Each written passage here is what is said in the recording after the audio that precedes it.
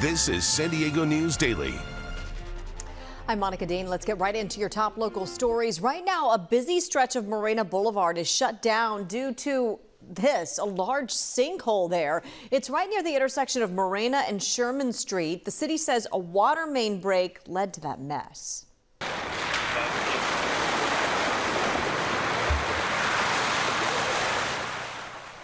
It broke late last night, and you can see from this video it sent water just gushing into the street.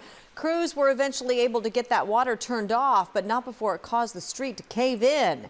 The city hasn't said yet exactly what caused the break, whether it's an old pipe that just burst or whether there was some sort of work going on that compromised it. As for road closures, all southbound lanes of Morena Boulevard are closed between West Morena Boulevard and Linda Vista Road. One northbound lane is closed between Linda Vista Road and Cushman Avenue. Drivers are encouraged to avoid this entire area if possible.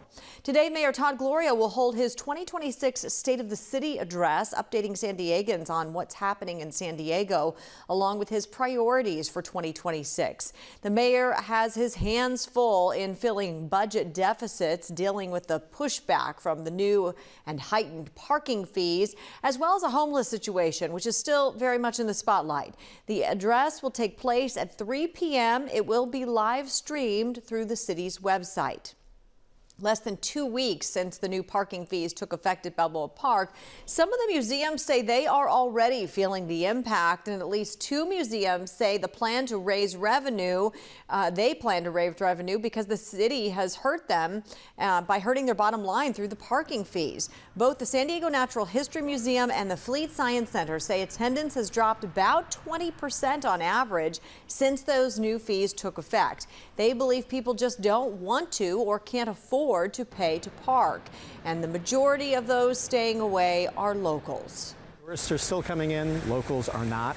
Our Free Tuesday, which is one of our biggest days of every year, of every month, is down almost 30%. So we're seeing a real challenge in people being able to come to the park. Visitation is seasonal, and this is a quiet time of year, but like I said, we have data looking at last year and the year before, and we haven't seen a dip like this ever. Earlier this week, 12 mayors from across the county asked the city to repeal the parking policy. They say it treats people from their cities as tourists when they come to Balboa Park. Authorities have released body cam footage of a shooting involving a San Diego police officer and a man in Balboa Park. Investigators say police tried to stop 54-year-old Alan Baker as he was riding his e-bike last month. You may recall this, but when police tried to speak with Baker, they say he rode off into a wooded area. Moments later, they say Baker held out a handgun at the officer and fired a shot, and that's when the officer fired back. Baker was taken to the hospital and did not have serious injuries. He is being charged with attempted murder of a peace officer, assault on a peace officer with a gun, and being a felon in possession of a firearm. We have an update on some of the dogs that were rescued from just really terrible conditions inside a La Mesa apartment. Last month, we showed you the 40 dogs and puppies. Look at all of them.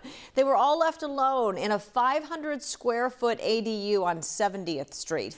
The Humane Society yesterday announced that 7 of the dogs were placed into foster homes, and they say many of the remaining dogs are still afraid of people. They'll need more time with behavior and training experts before they can be cleared for adoption.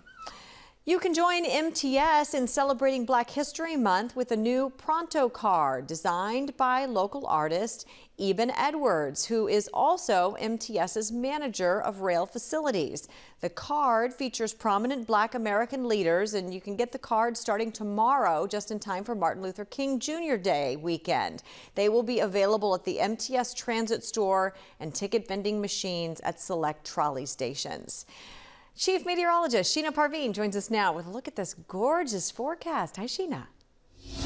Hi there. As we head through the afternoon, it's still going to be dry with these Santa Ana conditions continuing, and it's going to still be a little bit breezy closer to the foothills and the mountains. Temperatures will be warmer than normal by about 12 to 15 degrees above average. For the inland valleys, mid to low 80s today. Coastal communities, upper 70s, mountains mid 60s, deserts around 80. Tomorrow inland, we're still in the low 80s to mid 80s Saturday and Sunday as well. Could even see some fog in the morning heading into the weekend. Next week, though, Santa Ana's come to an end. Your 10-day coming up. History made right off the coast of San Diego overnight. Why the SpaceX Crew 11 had to come home early from their ISS mission. Next. You count on the NBC 7 team to kick off your day. I'm Stephen Luke alongside Marianne Kushi. And help prepare you for the unexpected. So weather alert this morning. You count on updates on the big stories in our community. This is a story we have been covering for weeks now. And seeing their impact on your life. Tariffs are a major issue for San Diego. This is going to impact me directly. You count on solutions for the day ahead. And we have lots to tell you about it. Because you need to make the most of your mornings. This is coverage you count on, only on NBC 7. This is San Diego News Daily. I'm Monica Dean. Welcome back. Schools across the state will have billions more dollars than they expected for next school year, and that includes a school right here in San Diego County. Governor Gavin Newsom's latest budget proposal sets aside funds for community schools. Specifically, Hamilton Elementary in City Heights qualifies as one of these schools. That's because at least 80% of its students are low income, in foster care, or are learning English, which sometimes requires some special requests and needs.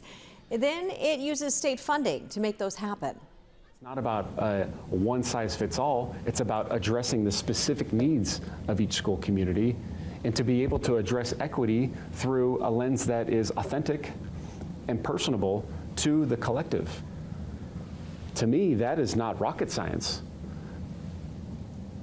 But what I appreciate is that there's value and there's intention behind this.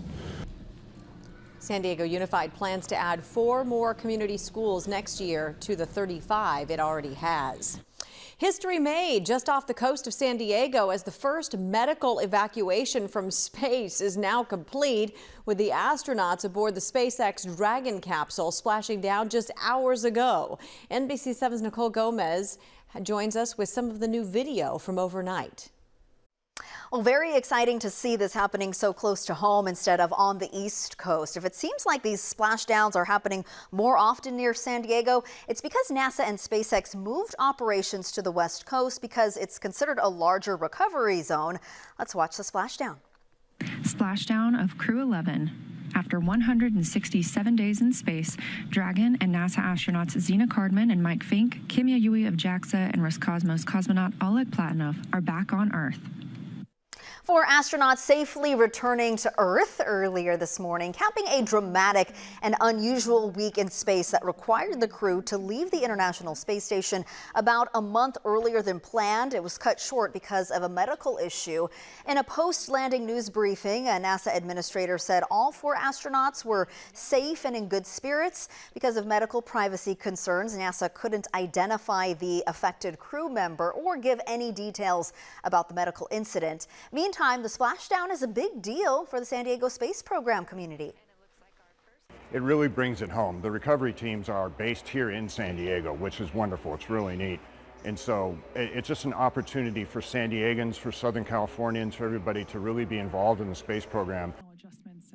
Now, one of our producers saw on FlightAware that a chopper flew from the landing site to Scripps Memorial in La Jolla around the time of the landing. Obviously, no confirmation that it was the astronaut in question being transported, but that's what we can report right now. We'll send it back to you. All right, well, they splashed down to some beautiful weather here in San Diego. Chief Meteorologist Sheena Parveen will have a look at our forecast right after this.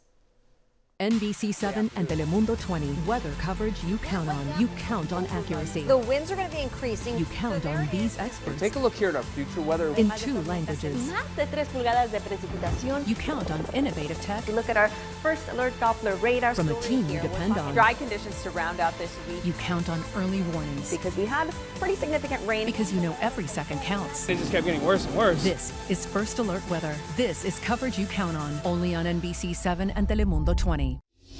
Hi there, I'm NBC 7 meteorologist Sheena Parveen. Santa Ana conditions continue today. Very dry still. Inland valleys mid to low 80s, the coast upper 70s. Little breezy east wind closer to the foothills and the mountains. Mountains will be in the mid 60s, deserts around 80 degrees. So for the weekend ahead, we're still dealing with Santa Ana conditions. We'll see the return of some fog in the morning.